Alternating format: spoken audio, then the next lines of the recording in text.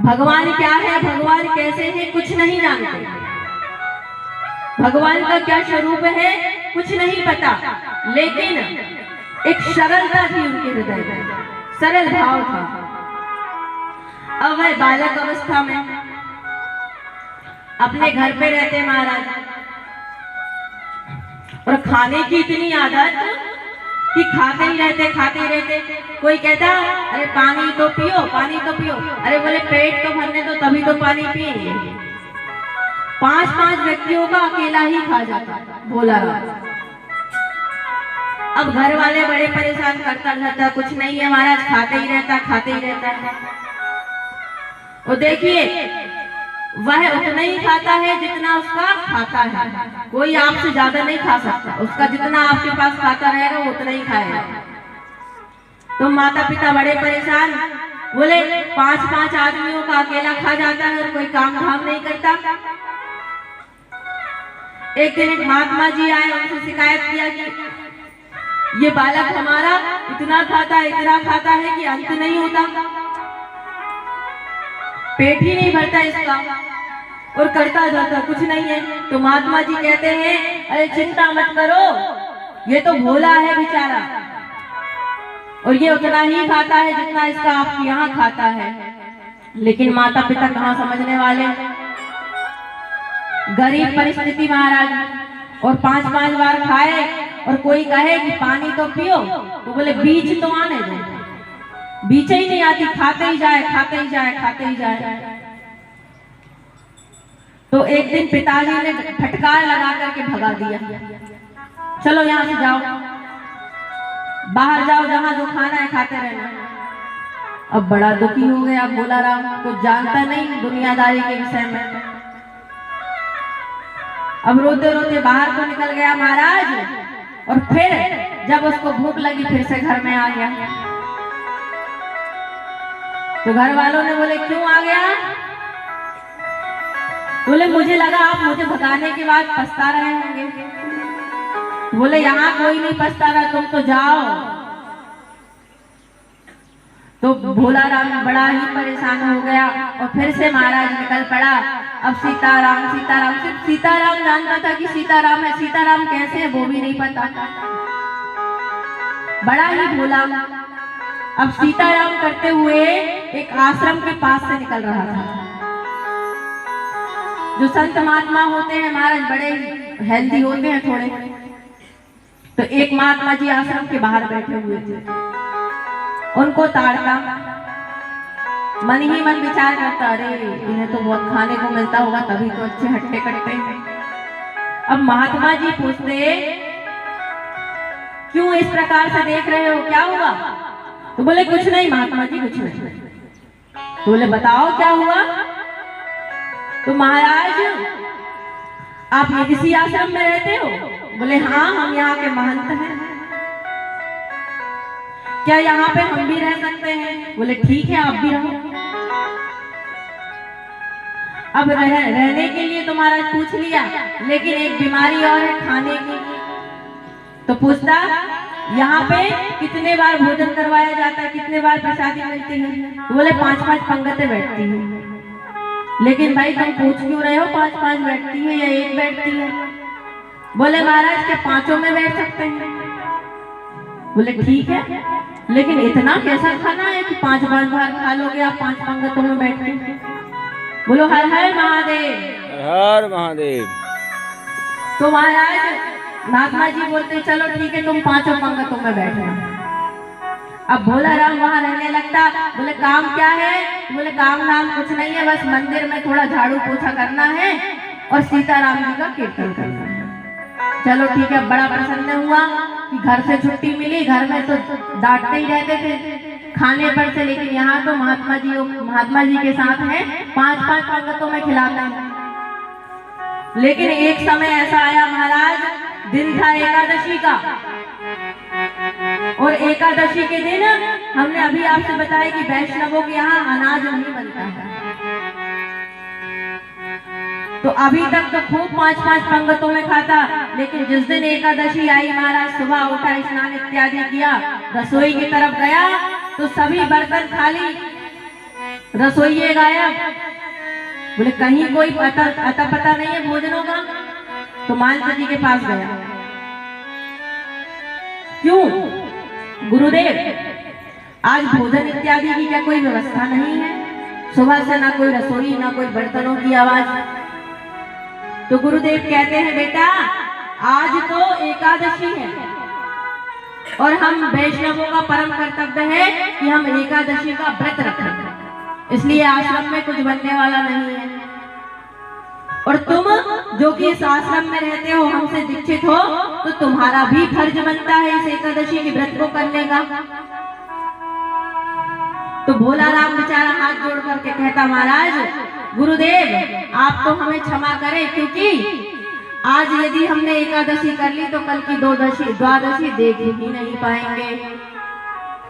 महात्मा जी बड़े हैरान हो गए। अरे भाई, हमने तुमको कंठी दिया है, तिलक दिया है, और तुम वैष्णवता को ही छोड़ रहे हो। आज एकादशी का व्रत है, ऐसा नहीं हो सकता। हम इतना बड़ा अनर्थ अपने आश्रम में नहीं कर सकते। तो भोला राम बड़ा प्रसन्न, बड़ा दुखी हुआ और दुखी होते हुए गुरुदेव से कहा कि गुरुदेव, हम तो भूखे मर ही जाएंगे, जीवित भी नहीं रह सकते, क्योंकि हम तो दिन भर खाते हैं। कैसे रहेंगे आज के दिन व्रत? तो गुरुदेव क्या करते हैं महाराज? कहते हैं चलो ठीक है, यदि तुमको खाना है तो तुम बाहर जाकर के खा सकते हो, बाहर बना सकते हो, और जो भी प्रसादी बनेगी पहले ठाकुर जी को भोग लगा कर ही पाना। बोलिए हर हर महादेव, जय महाकाल। तो महाराज गुरुजी अमनिया का सारा सामान दे देते हैं, गुड़, घी इत्यादि, आटा। वह लेकर के जाता है महाराज आश्रम से दूर एक नदी के किनारे। अब बनाना तो आता नहीं है महाराज, लेकिन फिर भी क्या करे, मरता क्या ना करे।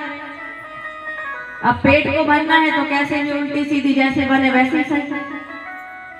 तो पूरा सामान लेकर के जाता है महाराज नदी के किनारे, और सामान रख करके भोजनों की व्यवस्था करता है, भोजन बनाता है। लेकिन याद आया कि गुरुदेव ने कहा था कि ठाकुर जी को भोग लगा कर ही पाना। अब जानता नहीं ठाकुर जी किस प्रकार भोग पाते हैं, इतना भोला है। तो क्या करता है महाराज, पूरा भोग बना करके तैयार कर लेता है और ठाकुर जी को बुलाता है। सीताराम आइए, राजा राम आइए, मेरे भोजन मेरे भोजन का भोग लगाइए।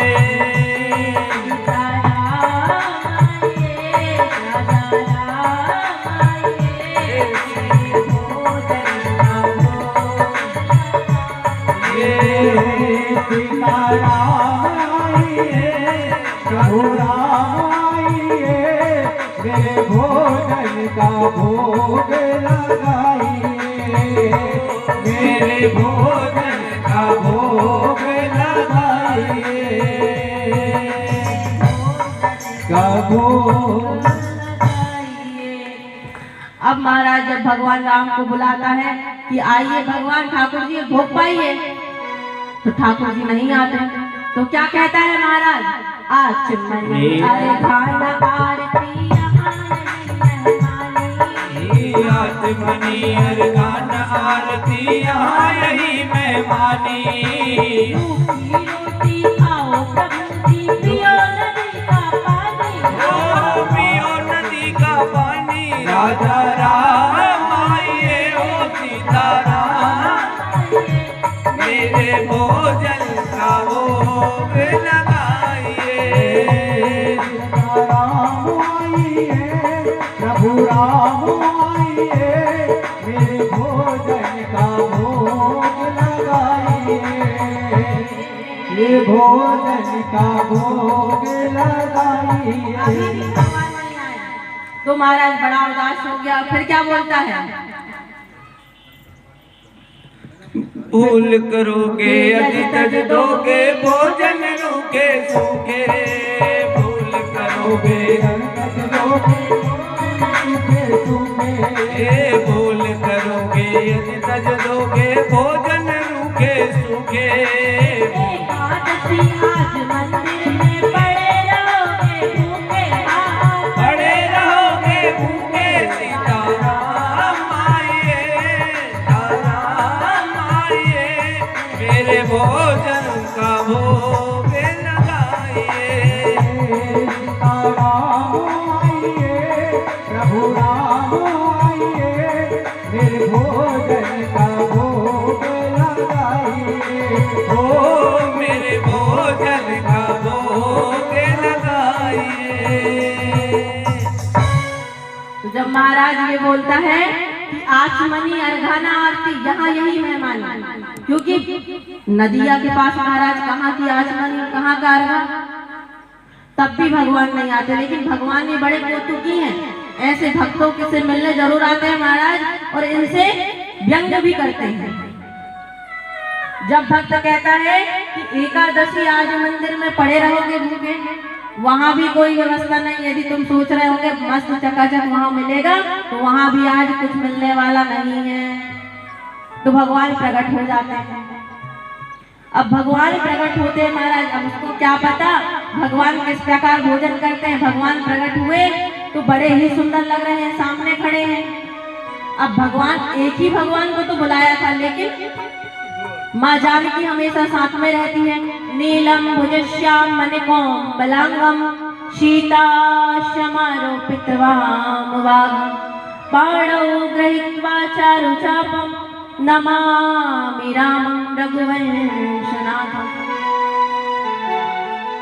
भगवान राम के साथ माता जानकी भी खड़ी है।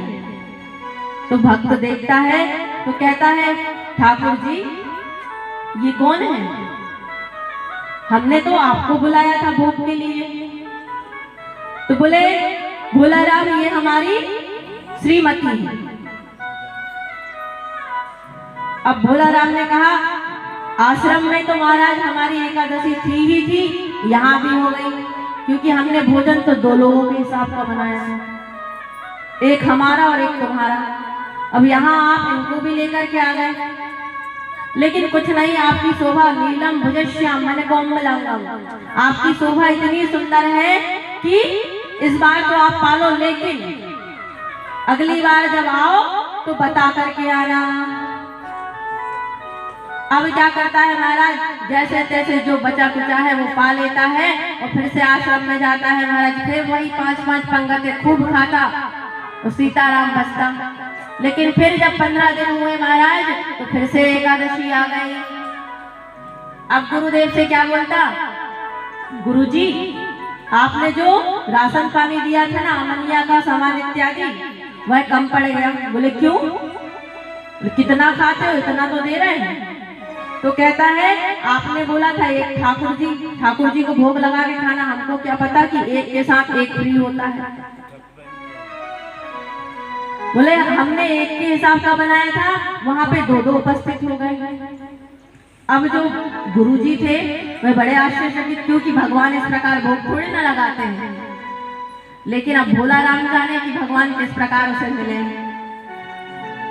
तो महाराज जैसे ही एकादशी आती है, फिर से वो अमनिया का सामान लेकर के जाता है। अब सामान ज्यादा लेकर के जाता है, 2 लोगों के हिसाब का।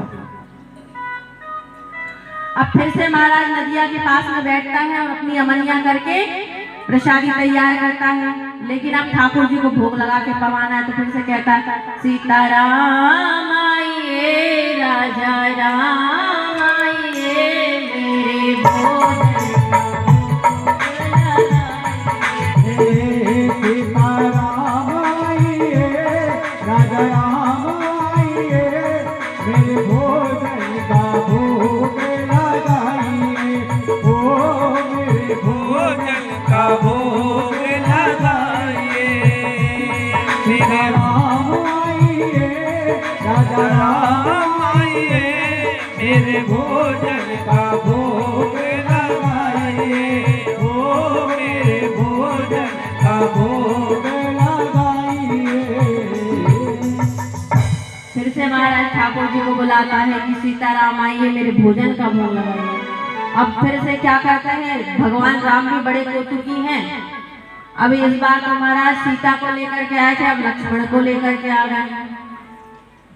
अब जैसे ही देखा 3-3 घबराने लगा महाराज, हमने तो 2 लोगों का बनाया था, फिर से एक बढ़ गया। तो ऐसे क्रोध भरी नजरों से भगवान को देखते हैं, राम जी को, तो राम जी मुस्कुराने लगते हैं और माँ जानकी भी मुस्कुराती है। लेकिन लक्ष्मण जी बड़े क्रोधी स्वभाव के हैं, बड़े क्रोध में देखते हैं। बोले क्या हुआ भक्त भोला राम? तो भोला राम कहता है ठाकुर जी हमें एक बात बताइए, ये जो आपके साथ आए हैं ये है कौन? तो बोले ये हमारे भ्राता हैं, हमारे भाई, सगे भाई हैं। हाँ हाँ हमारे सगे भाई हैं। बोले एक बात बताओ, हमने आपका ठेका लिया क्या आपके खानदान का ठेका लिया? एक को बुलाते 2 आते और 2 को बुलाते 3 आते, अब तो तुमने हद ही कर दी। तो लक्ष्मण जी क्रोध में बोलते हैं बाप प्रभु, ऐसी जगह लाए, मेहमानी में भी लाए तो ऐसी जगह लाए कि वो स्वागत भी इस प्रकार कर रहा है। तो भोला राम बड़ा ही दुखी होता है महाराज कि आज तो मिलना ही नहीं है, क्योंकि 2 बहुत थे महाराज, एक और तीसरा और आ गया।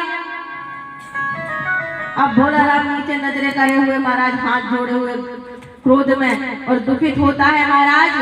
तो राम जी क्या कहते हैं, अरे भोला राम चिंता मत करो, तुम्हें भी मिल जाएगा। अब तीनों से बचे। भोला राम कहता आप लोगों से तो बच जाए तब तो हमें मिले, नहीं तो हमें कहां से मिलेगा। तो महाराज थोड़ा बहुत जो भी बचता है वह भोला राम पाता है, फिर से घर जाता है। अब गुरुजी पूछते हैं कैसी रही एकादशी? तो बोले यहाँ तो कुछ कसर बाकी थी, वहां तो पूरी हो गई।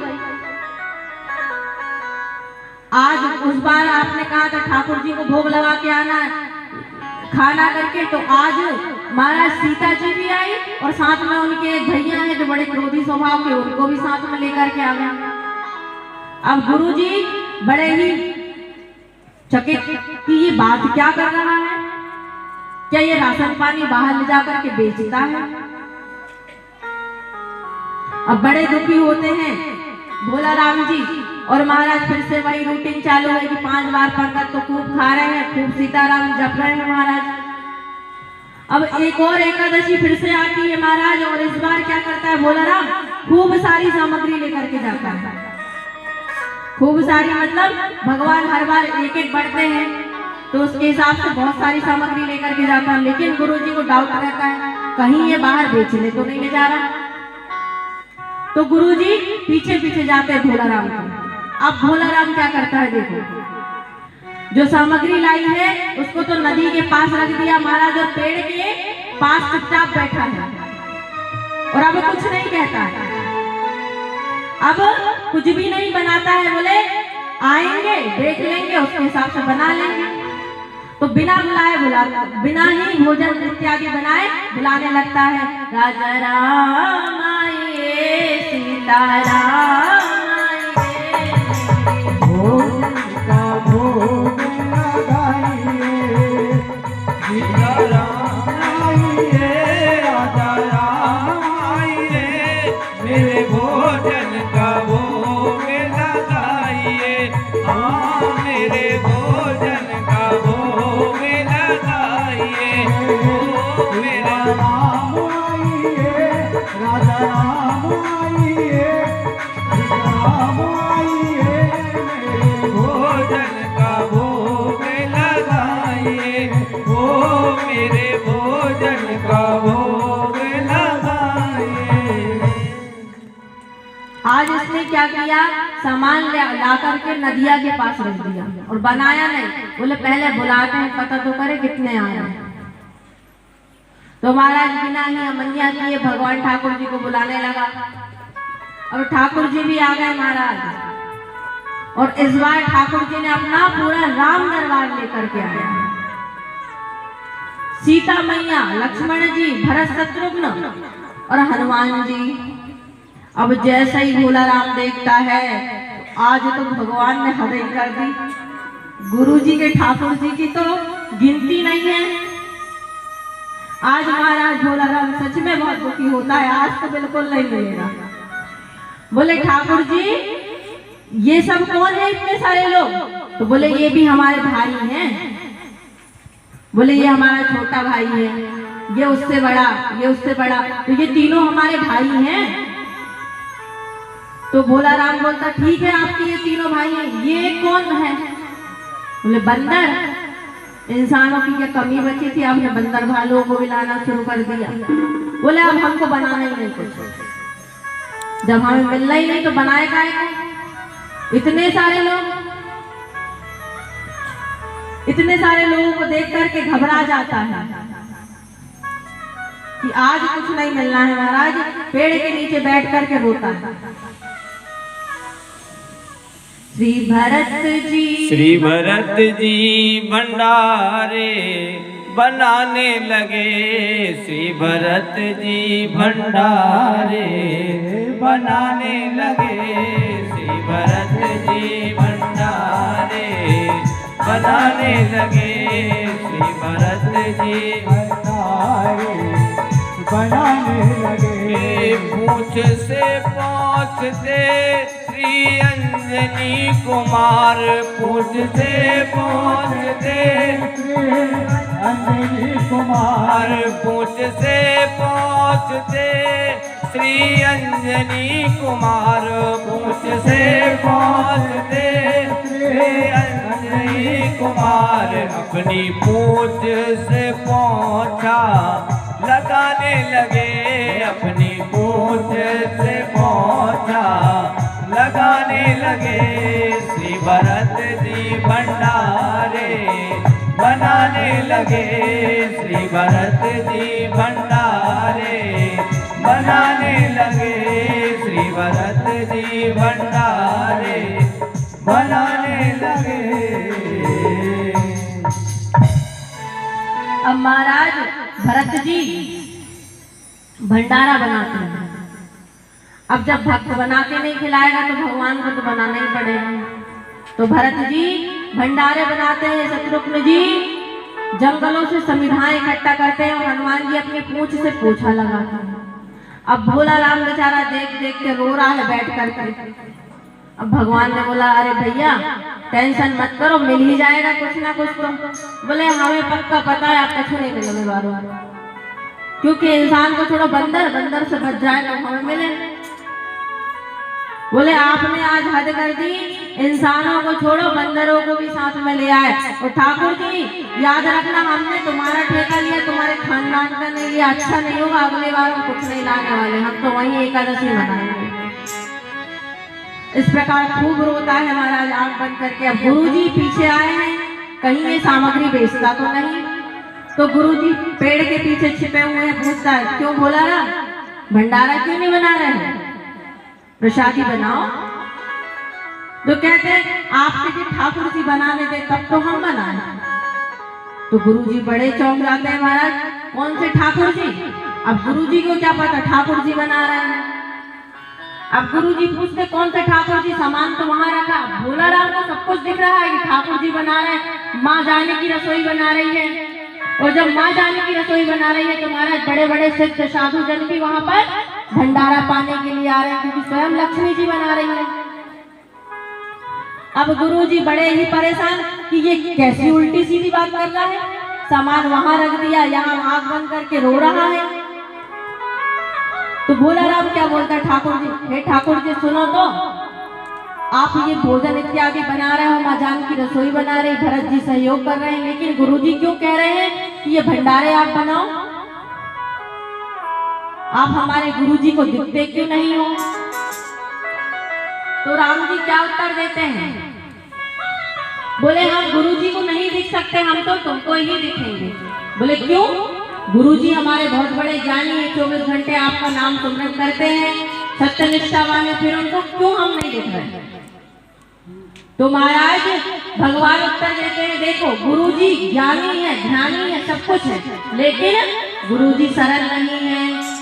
जब भोला राम बोलता है महाराज अपने गुरुजी से कि प्रभु ठाकुर जी भी कह रहे हैं कि आप सरल नहीं हो, तो गुरुजी के नेत्रों में आंसू आ जाते हैं। बोले इतने वर्ष तक मैंने संन्यास आश्रम को धारण किया और भगवान की पूजा पाठ किया, आश्रमों में निःशुल्क विद्यार्थियों को भोजन करवाया, और आज ठाकुर जी कहते हैं कि हम तुम्हें दर्शन नहीं दे सकते क्योंकि तुम सरल नहीं हो। अब गुरु जी के भी नेत्रों में आंसू आ गए और भोला राम क्या कहता है भगवान जी से, बोले हे ठाकुर जी आप जैसे मुझे दिखे हो मेरे गुरु जी को भी दिख जाओ। आज गुरु की वजह से नहीं, भक्त चेला की वजह से गुरु को भगवान के दर्शन करें। हर हर महादेव। हर हर महादेव। तो कई बार जो सरलता हम यदि धारण कर लेते हैं तो हमारे अंदर ज्ञान की जरूरत नहीं पड़ती है, ध्यान की जरूरत नहीं, ओनली सरल बन जाओ, एकदम छल से हीन हो जाओ, छल कपट को त्याग दो तो निश्चित ही प्रभु आपको मिल जाएंगे। न जाने कौन से गुण पर, न जाने कौन से गुण पर दया निधि